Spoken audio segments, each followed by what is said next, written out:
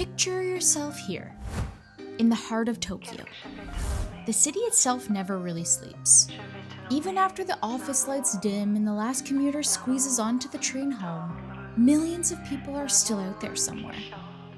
It's one of the largest urban centers on Earth, and yet somehow, people describe it with one word: safe. But that's easy to say when you're not the one walking alone. Now imagine you're a woman, traveling solo, wide awake thanks to a brutal case of jet lag, with nothing to do but follow the city wherever it leads. Not following a schedule, no particular destination, just one question. What does Tokyo actually feel like deep into the night? A few months ago, I spent an entire night wandering the streets of Taipei. The response was overwhelming. Hundreds of people told me not to do it. Others shared stories of their own, warning that no city is immune from the unexpected. And they're absolutely right. Because no matter where you are in the world, whether it be your hometown or halfway across the planet, bad things can happen. Sometimes it's simply the wrong place at the wrong time. But every city has a rhythm, a personality, a feeling that statistics can never explain. So tonight, it's just me and Tokyo. Hour by hour, I'll wander through the neon streets, quiet back lanes, 24-hour shrines and convenience stores, late-night restaurants, and anywhere curiosity decides to take me.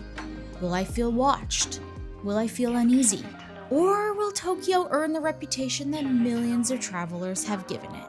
This isn't a guide to Tokyo. It's an honest look at what it's like to be completely alone in one of the busiest cities on Earth, and to discover what the city becomes once everyone else has gone to bed.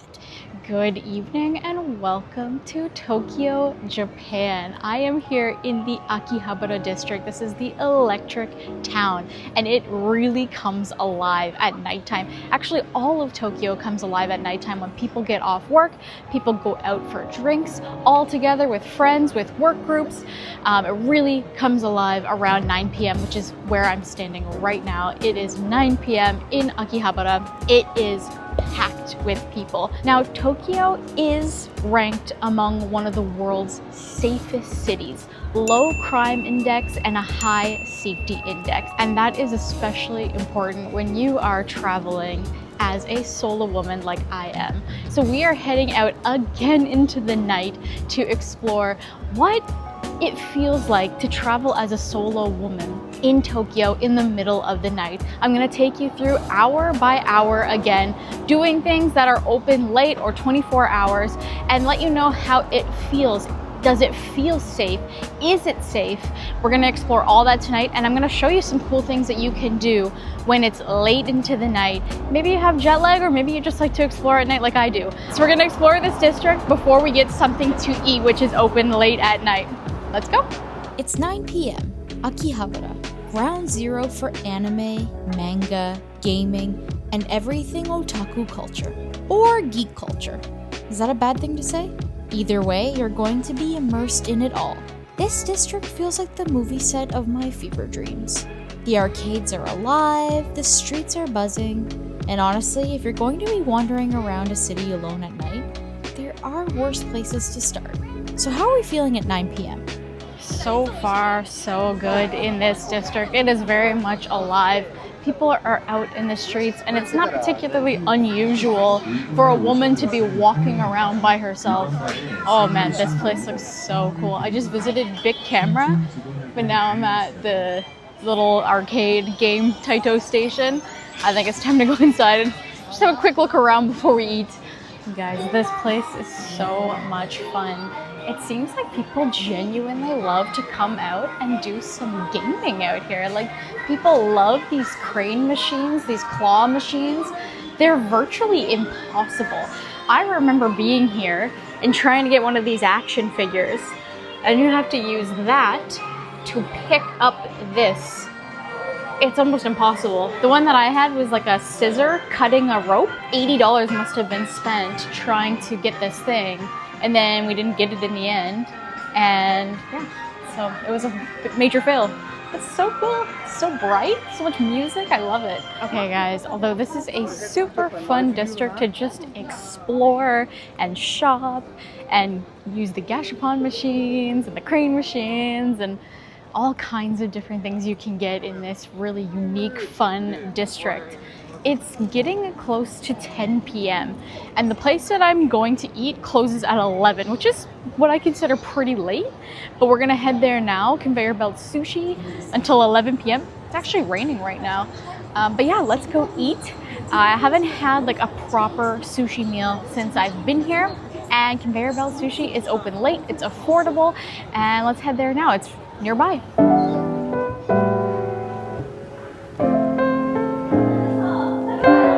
Welcome to Sushiro. No 6-month waiting list, no celebrity chef, and no one explaining the life story of the tuna before you eat it. This is Kaitenzushi at its best. Cheap, fast, and refreshingly unpretentious.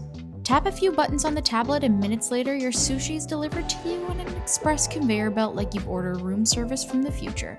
Is it the best sushi in Japan? Not even close. But that's never been the point. It's 10 p.m. You're hungry. And you want good sushi without emptying your wallet or making a reservation 3 months ago. The only catch, if you show up this late, the menu starts looking a little empty. This was all that's left from today's menu. All right, as you can tell, it's pretty noisy in here. Like there's tons of like automated announcements happening at all times. But wow, I got in right away. Being a solo person in Japan is actually pretty beneficial. You're gonna get a seat right away. They prioritize sometimes people eating by themselves. Works for me, that's awesome. So I have 2 pieces of sushi. One is the salmon and one is the lean tuna. So they did not have the otoro that I was trying to order earlier, but that's okay. So we're stuck with 4. This is $3 so far. Can you believe that? Maybe it's not the most high quality sushi, but it's healthy, it's delicious.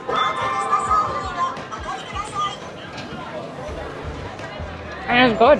It's nice and room temperature. It's warm, it's soft, it's flavorful. And then you have unlimited green tea served at your table as well that you make yourself. And it's actually green tea powder. That's really nice. Let's add a little bit of wasabi to the salmon. A little bit on top.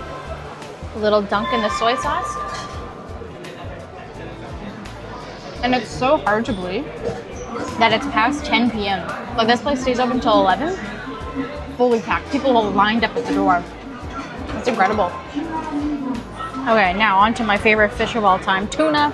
This piece is relatively lean. It's not as dark as I've ever seen for lean pieces of tuna, but we're gonna go in for a bite and try it anyway.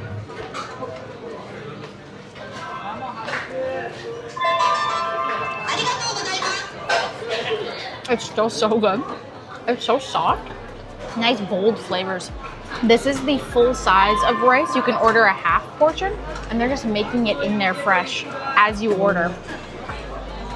I guess this is a better concept than conveyor belt because I feel like less goes to waste and they only let you order 5 pieces of sushi at a time. So it's actually probably a great food waste system. And I saw something on the news that Japan's food waste record has gone down every single year for the last 3 years to like a record low. So that's pretty incredible as well. That is so good. All right guys, so I got 2 pieces that I would consider, well, one's not very unique, but one is definitely unique. Duck sushi. Now, what I'm noticing from 10 p.m. on is that a lot of the items are actually not available. So I'm assuming a lot of stuff has been sold out or they're done for the day and like trying to wrap up. But this one was available. So it's just like a thin slice of duck. It almost looks like it would be bacon, but it's absolutely duck and served on top of rice. So duck nigiri. Let's give it a try. You know what it's like? It's like eating a piece of cooked ham on top of rice. It's actually good. It's just more surprising that it's found itself as a sushi topper, as a nigiri topper. It's nice and savory. It tastes exactly like a nice thick slice of cooked ham. So a little bit of mustard would actually be perfect on top of this. That one had a bit of a fattiness to it. It becomes quite oily. It's pretty good. I wouldn't say that that was what I was expecting for sure, but aside from that, it was tasty. Served cold. Yeah, that was very unique. One of the more unique ones that was actually available to order this late at night. All right, so now we have the red sea bream. Have a look at that. It's a nice white fish. It's got spots of red on it, and then there's a little bit of that skin shining at the end. Let's give it a dunk. Cheers, guys.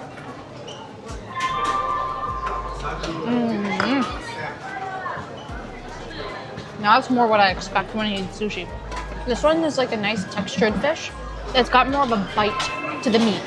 In terms of flavor, it's very light and subtle. Unlike tuna, I find. Tuna almost has like a bit of an iron aftertaste. This is just very light, very fresh. And now I've added a little bit of wasabi on top. A little dunk. These are going down like no problem. I even ordered more salmon. I'll probably order more tuna.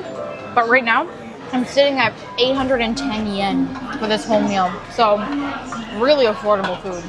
And actually really good. Okay guys, check out these half portions. I was like a little curious to see what the half portions of rice look like. That's it. It is all fish, no rice. Let's give that a try.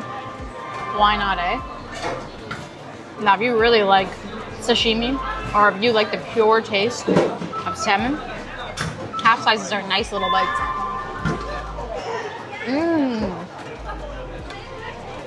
Man, it's so good. I don't even care that only like tuna and salmon's available this late at night. Maybe some people would complain. Also, I'd love your take on buying inexpensive sushi versus expensive, because obviously we know certain cuts of fish and where you have it and who's the chef dictates the price.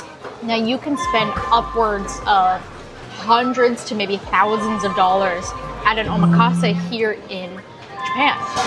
Some of these are like really exclusive places. You need reservations months in advance. So my question is for you, people who have tried the inexpensive versus expensive, how big of a difference is it? Now I know high quality tuna goes for exorbitant prices, but overall I do believe it's worth it. But for example, like myself, when it comes to beef, I'd say up to $100 for beef is where my palate sort of cuts off, and I won't be able to tell the difference between maybe like $100 Wagyu steak versus $500. So anyway, let me know. I'm kind of just on a tangent right now while I chill by myself. I'm having a great time.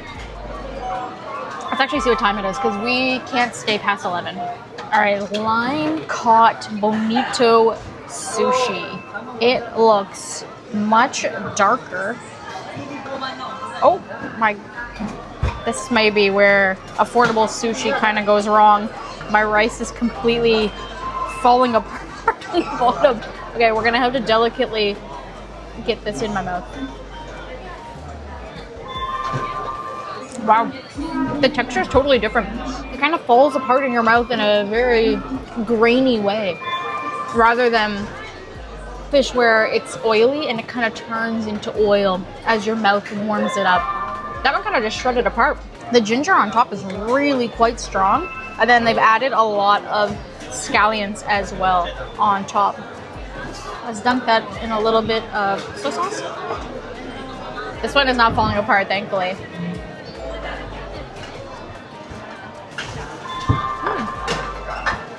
It's actually really good. It's just more of a surprising texture. The flavor is really quite strong. Not like fishy or seafoody, but almost a little bitter. And then all those like those scallions on top make it quite crunchy. The texture of the fish I just can't get over. It's much different. So I just double checked, and the bonito fish is in the tuna and mackerel family, but it's definitely different overall. And I think I'm gonna wrap this up. Like, we don't need to eat forever at a conveyor belt sushi. I have another place on the itinerary later on tonight to eat at. All right, 11 p.m. in Tokyo. As you can see behind me, the big camera is already closed, and the vibes have changed completely. I mean, you can still hear the music in the background, but a lot of people seem to have hustled their way home in between when I was out at 9 p.m. and then I just came out of the restaurant now. So yeah, it's getting quieter in the streets.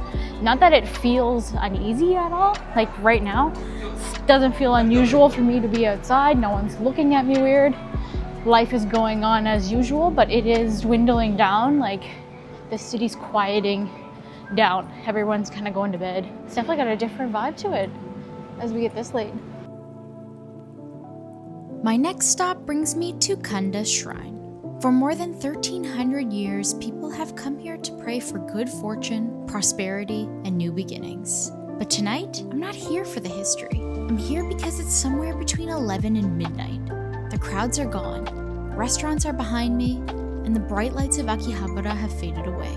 And for the first time tonight, I'm truly alone. If I'm gonna ask whether Tokyo feels safe after dark, this is the moment that matters. Not surrounded by people in the streets or tucked inside a late-night restaurant, but standing quietly in the dark with nothing but my own thoughts. And surprisingly, I don't feel I need to look over my shoulder. I don't feel afraid. In fact, I feel at peace. It's a feeling that's hard to put into words.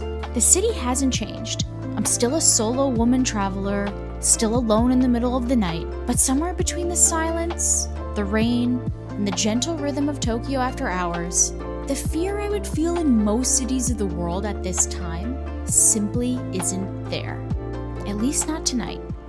Okay guys, that was the Kanda Shrine. Now I hope you can hear me all right. Something just happened to my microphone. I don't know if I need to charge up the receiver or not. It seems to be charging from my phone but not connecting. So I do apologize for a short time. We're leaving the shrine now. Absolutely beautiful experience. Guys, what the hell? It's so quiet in Tokyo. My goodness. So, midnight now. Midnight in Tokyo. People have gone to bed. Do I feel unsafe? No, I don't. Nothing's happened yet. Obviously, if nothing happens, it's a lucky experience. But the safety index is high, the crime index is low. And for such a large city like this is very comparable to Taipei to me. Compared to a lot of cities, this is another capital city and I'm walking around by myself at night. Is it risky? Sure. Do this at your own risk.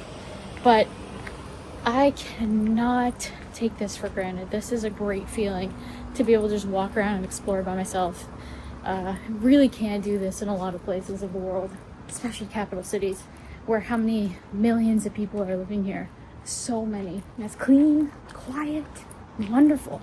But actually the place that I'm going right now, the place I'm taking you to, it's a crowd classic. I wouldn't say that it's quiet or peaceful at all. It's Don Quixote. I don't know if I'm saying that right. Donkey is what a lot of people call it. This place is known to just be chaotic and insane and sell just about everything, but finding what you want is going to be impossible. It's like a treasure hunt. So we're going to go into the 24-hour Akihabara Don Quixote now to have a look around. I don't even know if I'm allowed to film in there, but we'll see. So yeah, won't need the microphone for the sound to be picked up. You'll hear the song on the radio that plays constantly. This store is a hit to all your senses. It's something else, and it's like a Japanese classic. So we're walking back now from the shrine. Nice and quiet in the streets. Time to go to Don Quixote. My midnight Don Quixote mission felt like some kind of undercover operation. Filming isn't exactly encouraged, so I had two objectives: respect everyone's privacy and survive shopping at midnight. Entering Don Quixote Akihabara now. Already, it's like an assault to the senses, but it's about to get even assaultier. Walking through those doors is stepping into a collective fever dream. Every inch of the store is fighting for your attention. Neon signs, jingles, towering shelves stacked with things you didn't know existed and somehow now desperately need. It's a sensory overload condensed into multiple floors, and somehow it all works. I am gonna go shopping actually. I love the stuff from here. I think it's gonna be fun to shop. There's something I already want, which is like mouth fresheners that I can take on the flight tomorrow. if I can find them. Okay, I think this is mouthwash, which is nice to have on the plane. Hopefully that's what I'm getting. I'm gonna bring that. Guys, do I bring this home? I don't know if I have any room for it, but like, come on. A cat tongue? A Pablo cheese tart? Come on. This is too much fun. This is interesting. This is a placenta face mask. I have never seen this before in my life. I don't think I'll get it. I do want a face mask, but I don't know if I want a placenta face mask. I think I'm gonna go with this mask. Try it on tonight. There's charcoal in it, so hopefully it'll take some of the toxins out of my face. It is rated the #1 face mask, so let's get it. 2 words: fever dream. I've already said that before, but jet lag has completely dissolved my sense of time. My body is convinced I should be halfway through my noon CrossFit class, but instead I'm wandering through a multi-story labyrinth at midnight, debating on whether I need a new suitcase, a bag of shrimp chips, and a penguin-shaped humidifier. The single-file escalator quietly carries me deeper into the madness, 1 floor at a time, further and further from reason. Alright, maybe I'm romanticizing it a little, but Don Quixote isn't really a store, it's an experience. Equal parts department store, carnival, and a sleep-deprived hallucination. And somehow it only makes complete sense here in Japan. Alright guys, I'm pretty much done shopping. It's almost 1 a.m. I'm gonna go to the checkout now and then show you what I got later on. But man, this place is wild. It's so much fun to shop here. This will be the 3rd floor. Yeah, here's the checkout on the 2nd floor. This is one wild place, man. So wild. Alright guys, that was Don Quixote, Donkey, as some people call it. The music inside was so catchy, it's stuck in my head now. That was just a wild ride, to be honest. They have everything. From stuff that I can't even show on camera, to healthcare products, to stuff at home, to souvenirs. Like, you name it, they've got it. It's busy inside. Like, you'd be surprised. There's no one really out in the streets, but inside it is packed with people shopping. So that was a fun experience. And there was no point in time where I felt unsafe, and I still do not at this point. What did I get? Let's do a little haul. I'll show you everything at home. But I got a face mask, I got some souvenirs, I got the mouthwash, and I think that's it. But everything came to $33. People say it's like really cheap stuff. I wouldn't say it's cheap. I would say it's affordable, but I thought the prices were actually kind of high in there. I don't know, that might just be me. When you read online, people are like, oh, look at all this cheap junk. And maybe it's junk, I don't know, but I didn't think it was necessarily cheap for junk. So yeah, we're gonna continue on in the night. Safety-wise, everything feels good. I don't feel threatened in Akihabara at all. No one's looking at me. No one's really out in the streets. So let's go to our next location, which is a 24-hour ramen shop. Let's see how that goes. I really like these ramen shops because they have sections where you can sit by yourself and you don't disturb anybody. So I'm gonna try to find something like that now. On my walk to the next destination, I found actually a famous vending machine. This does Oden in a can. What is going on?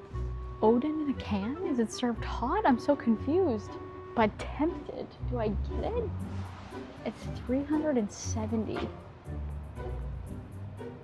I don't know, guys. Yeah.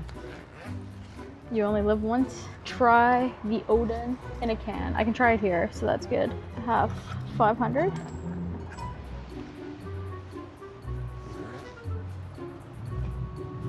Okay, ready?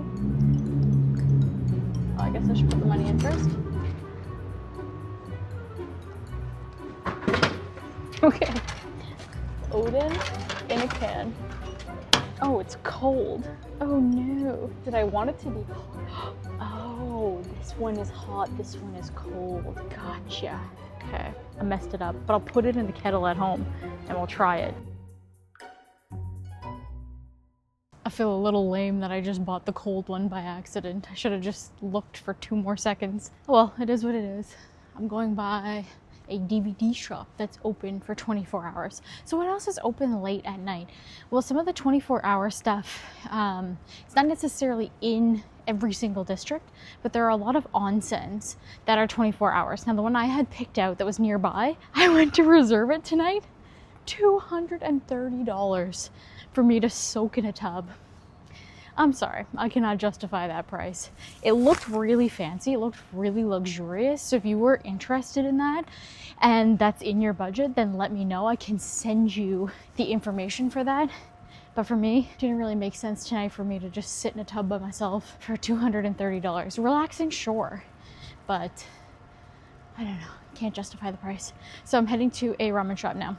It is so freaking quiet. It's eerie out in the streets. Not scary enough for me to go inside, but eerie for sure. Look where I'm walking. It's so crazy. I somehow arrived alive at this 24-hour ramen shop at 1:15 a.m., only to find two businessmen finishing their meal. But the moment I walked in, hair soaked from the rain, looking slightly unhinged, mostly because I'd accidentally bought the wrong Oden, not because of the weather, they quietly paid their bill and disappeared into the night, leaving me to eat alone. Even the server never came back after setting the bowl in front of me. The place had a strange smell. The first time anything in Japan had ever felt off. But one sip in, none of that mattered. The broth warmed me from the inside out, and somewhere between 1 and 2 in the morning, I found myself perfectly content in a slightly sketchy ramen shop with no one else around. I was almost ready to call it a successful night. Almost. This was the one alley that I had to walk through on my way home that I was a little concerned about, but it's raining a lot. No one seems to be here, so it's all good. Being very vigilant. Guys, it's beautiful. I just saw a rat. Oh, that's nasty. Okay, so I saw a rat and a cockroach tonight. I didn't catch the cockroach on camera, but I just saw a rat cross the street. That's nasty.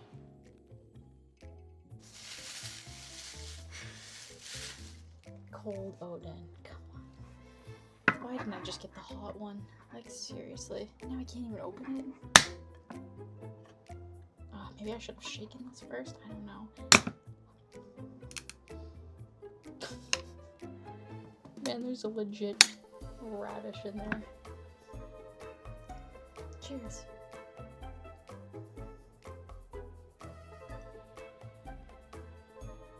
Oh, I don't like it. That does not taste like the traditional Oden. What is this? Oh. What is this called? Like acorn jelly? What is this doing in here on a stick? I'm not even hungry. Ugh. There's tofu, there's daikon radish, and there's mushrooms. I feel like you have to cook this thing. And I'm not heating up the kettle tonight, but what the hell is this doing in here? The broth is not what I was looking for. It's squeaky. Okay, y'all. You can see from the front. I mean, it is what it is. From a vending machine. Okay. If you guys ever tried that, let me know. That's not my favorite thing. What else do we get tonight? Okay, so I got this for my sister-in-law. You basically put like a hope or a prayer on the back, and then you hang it up, and it's like a little prayer wooden thing, and it hangs up. I thought it was really cute. Another thing that I got are these face masks. They're black in color. Alright, here we go.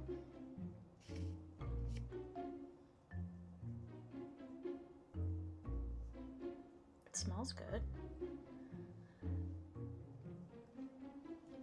There we go. Now, how long is it supposed to stay on? 5 to 10 minutes. Okay, that's all I need. So, that is it for today's video. If you did enjoy, please give it a like, give it a hype, give it a comment. Let me know if you enjoyed this video and if you would do something like this, or is it too risky for you? You guys let me know. I had a lot of fun, and I want to thank you guys for coming out with me. and stay tuned for the next video wherever in the world that may be. Have a great night, guys. Bye.